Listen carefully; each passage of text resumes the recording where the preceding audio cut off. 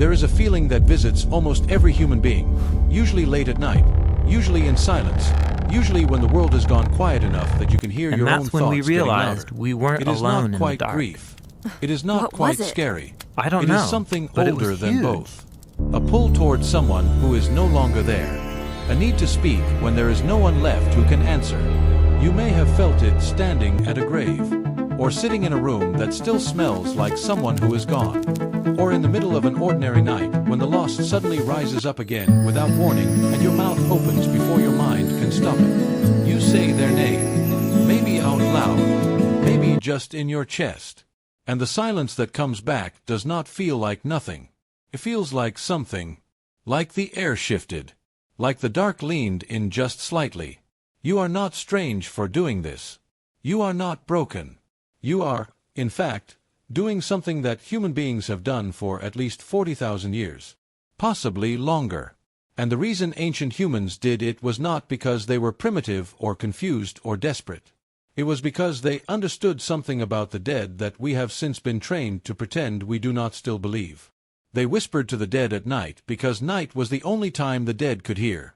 That belief is older than any religion, older than any priesthood, older than writing, older than agriculture, older than the wheel. And when you trace it back through the anthropological record, through burial sites and cave paintings and bone arrangements and grave offerings left at specific hours, you find something deeply unsettling. The behavior was not random. It was deliberate. It followed a logic. And that logic is still running inside you right now, whether you acknowledge it or not. Here is what the evidence shows, and here is why it should make you rethink everything you assume about your own relationship with the dead. Across cultures that had no contact with each other, from the Neanderthal burial sites of Shanidar Cave in modern Iraq to the red ochre graves of early Homo sapiens in South Africa to the elaborate night ritual spaces of pre-dynastic societies across Europe and Asia, there is a pattern that appears again and again. The dead were not simply buried. They were given access. Access to sound. Access to voice. Access to specific hours of darkness.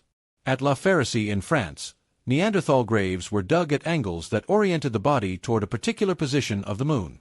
This was not a coincidence. This required planning, observation, and repeated behavior. At Sunghir in Russia, 2 children buried over 28,000 years ago were placed head-to-head with extraordinary care, surrounded by thousands of carved ivory beads, fox teeth, and carved objects that required hundreds of hours of labor to create. Not for a funeral that anyone outside the group would see. For a private ceremony in the dark. For communication with something on the other side of death. But here is where it gets psychologically strange. The whispering specifically at night, this was not arbitrary superstition.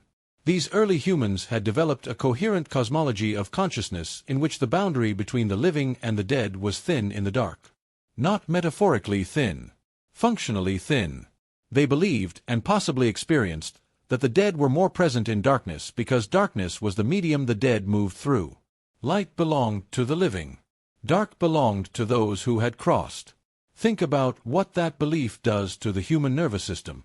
It does not create paralysis. It creates relationships. The dead are not gone.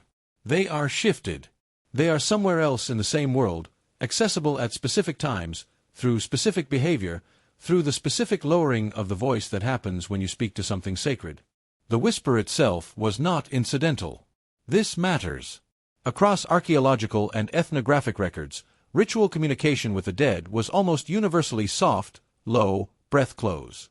Not chanting, not shouting, not prayer in the way modern religion might imagine it. Whispering.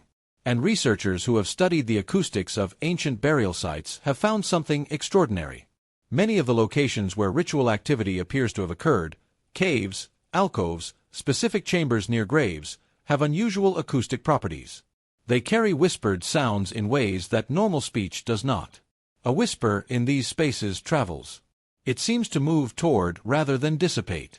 And early humans, who had intimate sensory knowledge of every physical environment they inhabited, almost certainly experienced this and interpreted it the same way you would have if you had no other framework. The dead can hear when you speak quietly to them in the dark. The space itself is carrying your voice somewhere. That is not ignorance. That is pattern recognition operating on real physical phenomena through a framework that made complete emotional and cognitive sense. Now hold that alongside something more contemporary.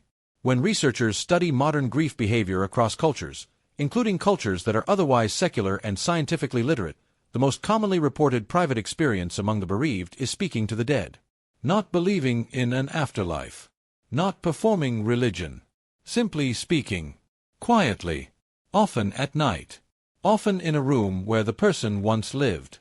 And the psychological data on this behavior is striking. It does not indicate pathology. It indicates processing. It indicates meaning-making. It indicates the continuation of a relationship in a new form, one that the human mind appears to need regardless of metaphysical belief. The ancient humans who whispered to the dead were not failing to understand death. They were refusing to let death sever something that the human mind is not architecturally built to sever. But why night specifically? Why not the middle of the day? Why not at a public gathering? What is the actual mechanism behind this almost universal human behavior? Part of the answer is neurological. In darkness, the brain's sensory hierarchy shifts. Vision becomes unreliable. The auditory and tactile systems compensate. You become more sensitive to sound, to presence, to subtle environmental shifts. The sense of being watched, which is always running at a low level in the human threat detection system, becomes louder in the dark not because something dangerous is necessarily present but because the brain cannot confirm absence. And the thing about grief, or about love, or about the need to maintain connection with the dead, is that the brain desperately wants to detect presence. In daylight, reality keeps correcting that wish. In darkness, the correction stops.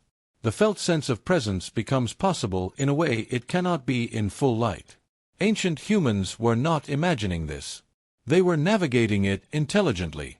They created the conditions in which the felt presence of the dead was maximally available, and they used that window to do what humans have always done in the presence of those they love. They spoke. There is something else embedded in this behavior that anthropologists have only recently started treating with the seriousness it deserves. The act of speaking to the dead is also an act of maintaining the self. When someone significant dies, they take with them a version of you. A self that only existed in relation to them. The parent who saw you as a child. The friend who knew you before you changed. The person who held the private history that no one else carries. Whispering to the dead is partially a way of keeping that self alive. Of insisting that the relationship is still real, still active, still meaningful, even across the boundary of death. Ancient humans understood this in the most practical way. They were not sentimental in the modern decorative sense. They were practical about psychological survival. And they recognized that severing contact with the dead too completely was its own kind of death. Something in the living person went dark. Something necessary stopped functioning. The ritual maintained not just the memory of the dead, but the coherence of the living. This is why grief rituals across the ancient world were not single events. They were ongoing, repeated, scheduled.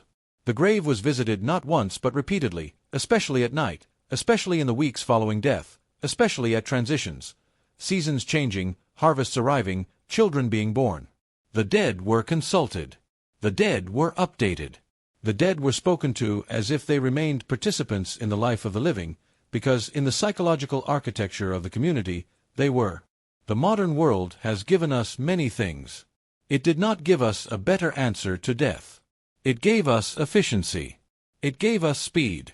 It gave us the cultural insistence that grief should conclude, that the dead should be left behind, that speaking to them in the dark is a private embarrassment rather than a human necessity. And the cost of that insistence is measurable. In isolation. In unresolved grief. In the specific kind of loneliness that comes from losing someone and being told to move on before the psyche has finished its ancient, necessary, unhurried work. The ancestors who pressed their faces close to the earth above a grave and whispered into the dark were not confused about biology. They knew the body was gone. They were honoring something the body had carried that they were not ready to release. Something they needed to stay in conversation with in order to remain fully themselves. That impulse did not evolve out of you. It is running right now, underneath whatever layer of modernity you have placed over it. And perhaps the most haunting thing the archaeological record reveals is this. In several ancient burial sites, The graves show evidence of repeated visits over generations. Not just family visits. Community visits. Sustained, careful, deliberate contact with specific dead individuals who had been physically gone for years. These were not forgotten. These were consulted.